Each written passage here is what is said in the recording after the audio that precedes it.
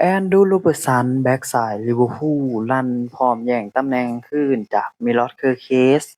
หลังจากได้โอกาสลงแทนในเกมเฉือนเบอร์ลี่1-0 มั่นใจเกมแชมป์ยูฟ่าแชมเปี้ยนส์ลีกเปิดบ้านต้อนรับการมาเยือนของอาตเลติโกมาดริดวันพุธนี้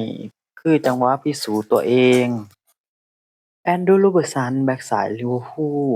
คำรามลั่นสบโอกาสเหมาะที่จะแย่งตำแหน่งตัวจริงในทีมกลับมาคืน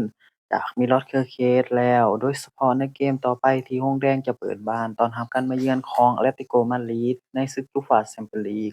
รอบลีกเป้นัดแรกวันพุธนี้ เคอร์เคสแบ็กซ้ายตัวใหม่ของลิเวอร์พูลได้ลงเล่นเป็นตัวจริงของทีมในซีซั่นนี้แทนแอนดรู โรเบิร์ตสัน